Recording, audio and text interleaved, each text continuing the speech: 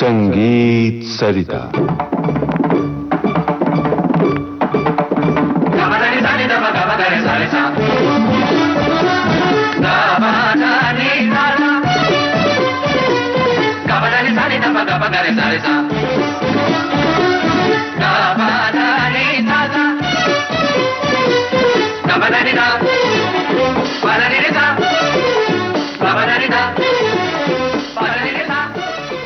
इन दिनों आप सुन रहे हैं श्रृंखला संगीत यात्रा। विदुषी श्रुति सडोलीकर से बातचीत कर रहे हैं राम कृष्णदास।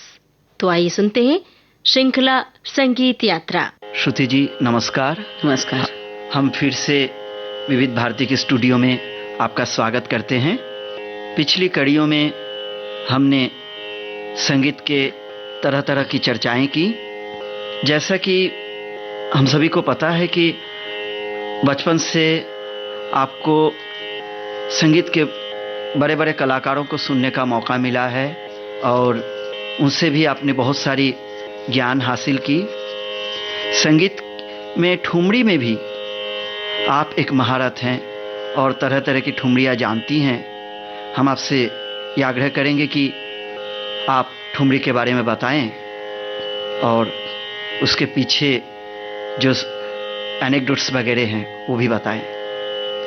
मैं ठुमरी की व्युत्पत्ति कहाँ से हुई इसके चर्चा नहीं करूंगी, मगर ठुमरियों के जो अनेक प्रकार हैं, जैसे पंजाबन की ठुमरी है, लखनऊ की भी ठुमरी बड़ी प्रसिद्ध है, और पूरब बाज जिसको कहते हैं, बोलबाड़ की ठुमरी है। तो ठुमरी एक अपने आप में ऐसा गीत प्रकार है कि जिसमें भाव पक्ष संगीत पक्ष के साथ साथ बहुत अधिक स्पष्ट होता है, क्योंकि पहले नृत्य के साथ गाए जाने वाले गीत इस रूप से ठुमरी का परिचय था।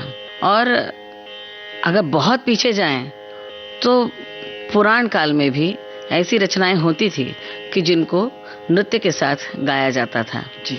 आज ठुमरी का जो स्वरूप हम देख रहे हैं वो मुगल काल के ज़माने में, मुगल काल में विकसित हुआ, और उसका जो स्वरूप आज हम देख रहे हैं वो नृत्य को छोड़कर बैठक में बैठे हुए गाने की ठुमरी आज हम गाते हैं जी, सुनते हैं। ठुमरी में व्यक्त की जाती है वो भावनाएं सर्वसामान्य आम व्यक्ति की भावनाएं होती है, और वो सर्वकालीन भावना है। आज जो हम प्रेम, क्रोध इत्यादि भावनाओं का अनुभव करते हैं वो मनुष्य के इतिहास से चलती आ रही भावना है। इसलिए ठुमरी इत्यादि काव्यों में श्री कृष्ण जी की लाइफ, कृष्ण जीवन का बहुत अच्छा परिचय हमें ठुमरियों में से मिलता है जी। ठुमरी में सर्वसाधारण तौर पर श्रृंगार रस, उसमें संयोग श्रृंगार है, वियोग श्रृंगार है, और प्रेम की अत्यधिक मात्रा इसमें पाई जाती है। जो राग प्रयुक्त होते हैं वो राग भी बहुत बड़े राग नहीं होते, जैसे कानड़ा के प्रकार या नट के प्रकार या बिलावल के प्रकार आपको उसमें नहीं मिलेंगे। शब्द प्रयोग बहुत अलग तरह से किया जाता है इनमें जो प्रयुक्त होते हैं रागों के लिए, कि क्षुद्र प्रकृति के राग होते हैं। मैं उनको क्षुद्र राग नहीं कहूँगी। कोई भी राग अपने आप में बड़ा महान होता है, गाने में बहुत कठिन होता है। जब तक आपको तालीम नहीं मिलती कोई राग आप नहीं गा सकोगे, मगर उसमें जो भावना है वो मेरी समझ में तो नहीं आता है, मगर उनको क्षुद्र या हीन भावनाएं क्यों कहा गया है, जबकि संगीत और सारे कला विश्व में सुपरिचित एक भाव है प्रेम का, और मनुष्य जीवन का भी आधार वही है। तो उस भावना को हम क्षुद्र कैसे कह सकते, मेरी समझ में नहीं आता है। परंतु इस भाव को अभिव्यक्त करने के लिए जो सुर इस्तेमाल किए जाते हैं, जिन सुरों का, जिन संगतियों का प्रयोग किया जाता है, वो राग छोटे राग माने जाते हैं, क्योंकि उनके विकास के लिए आपको 1 घंटा 2 घंटा की जरूरत नहीं होती है। उनका विकास अनायास भावनाओं के साथ हो सकता है। इसमें प्रयुक्त ताल भी कम मात्राओं के ताल अधिकतर प्रयुक्त होते हैं, जबकि आप देखते हैं कि पंजाबी इत्यादि 3 ताल इत्यादि 16 मात्रा के ताल भी प्रयुक्त होते हैं, मगर कम मात्राओं के ताल में भी गाने में आपको तालीम की जरूरत होती है, एक दृष्टि की जरूरत होती है, क्योंकि ठुमरी गाना इतना आसान नहीं है। मेरे सौभाग्य से मैंने बचपन से ही बहुत बड़े बड़े कलाकारों की ठुमरियाँ सुनी, उनके कार्यक्रम मैंने सुने, जैसे रसूलन बाई, सिद्धेश्वरी बाई जी, बेगम अख्तर जी, गिरिजा देवी जी, इन लोगों को मैंने सुना है, निर्मला अरुण जी थी, लक्ष्मी शंकर जी थे, इन सब लोगों को मैंने सुना है और इस प्रकार ने मुझे बहुत आकर्षित किया है। शब्द कम होने पर भी आप बहुत कुछ कह पाते हो, ऐसी ठुमरी की रचना होती है। और जबकि वो कृष्ण जीवन का हमें परिचय देती है, हमें लगता है ये हमारे जीवन की कोई एक बात है, हमारे मन की कोई बात कह रहा है।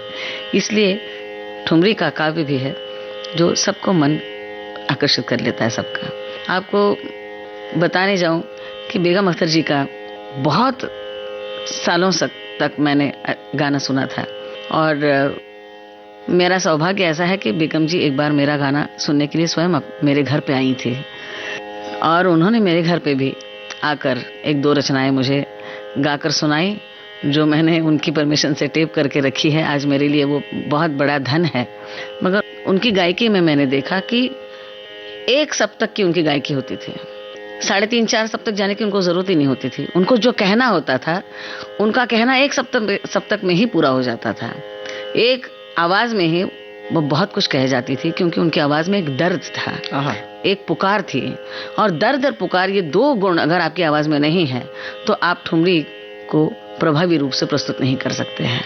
बेगम जी के गाने की ये जो खासियत मैंने देखी है कि उन्होंने कई रागों में, दरबारी जैसे रागों में भी अपनी रचनाएं प्रस्तुत की, मगर उसमें कहीं भी आपको शास्त्रीयता का, बोझिलपन का अनुभव नहीं होता है। क्या कहेंगे? उनकी गायकी में जो भी कोई रागों का उन्होंने प्रयोग किया है, बहुत अच्छी तरह से उन्होंने किया है। मेरी बचपन से बहुत पसंदीदा एक ठुमरी है, मैं आपको सुनाती हूँ।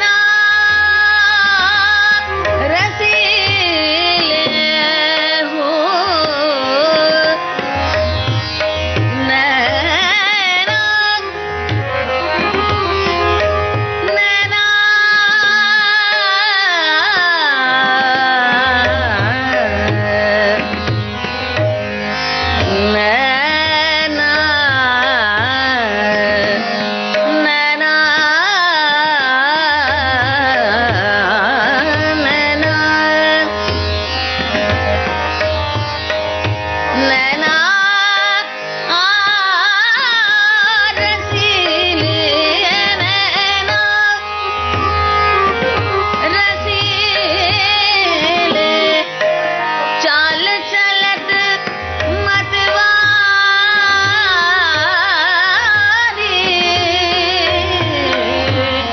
कासे कहूँ कित जाऊँ सखी रे कासे कहूँ कित जाऊँ रे ना माने जिया मोरा ना माने जिया मोरा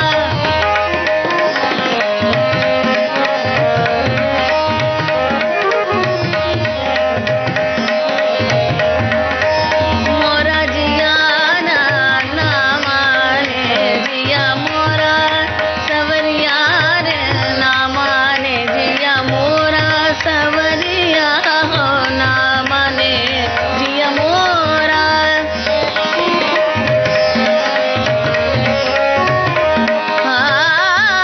ना माने जिया मोरा ना माने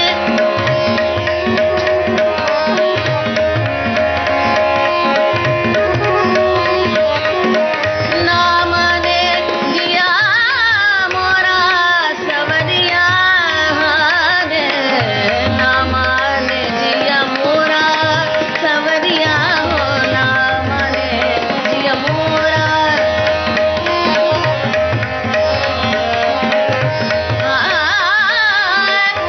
ना माने जिया मोरा ना माने